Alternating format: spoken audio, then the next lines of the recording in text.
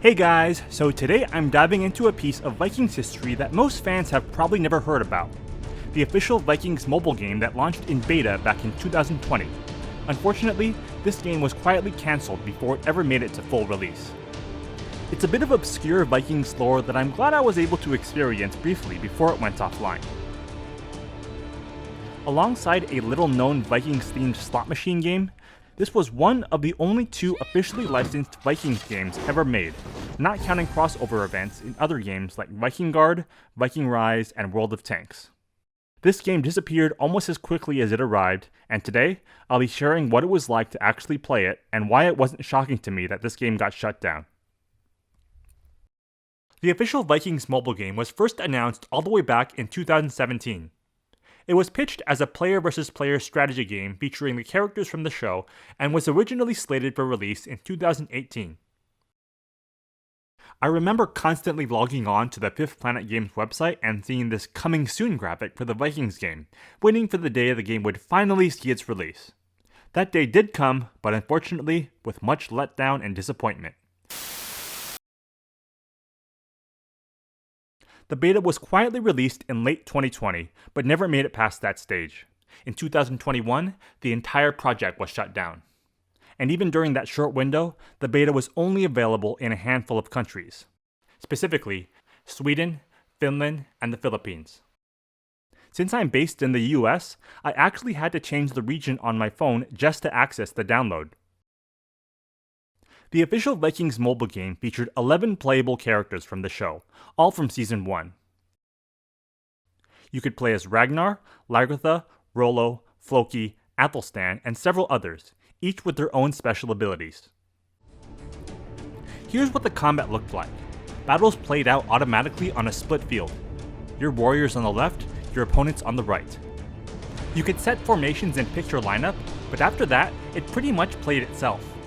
In my opinion, it really lacked the interactivity or depth that most players probably would have expected. Also, as you can see from these clips, the animations were low quality, even for its time. From a strategy perspective, the best characters were Floki, Rollo, and King Horik.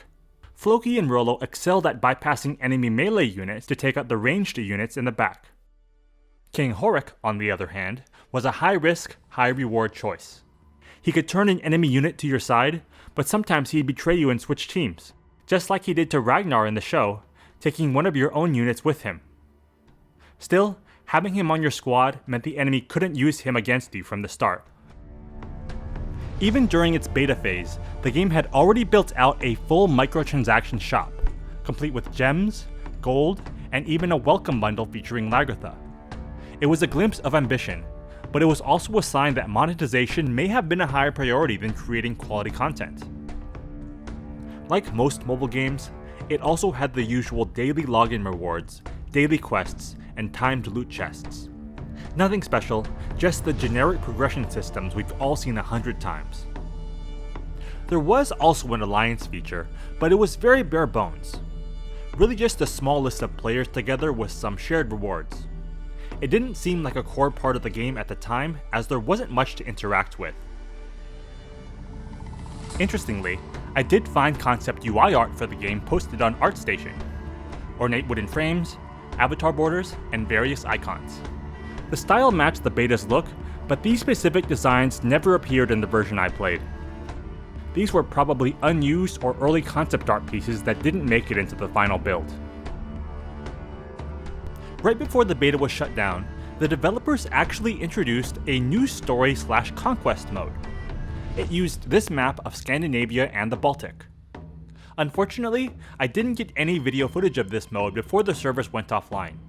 This screenshot was all I was lucky enough to grab. At the same time, the game also introduced a city building feature, which allowed you and your other alliance members to work towards building a city that would grant your accounts further rewards. Unfortunately, I didn't get any videos or photos of this mode before the game went offline permanently. More importantly though, was what came next.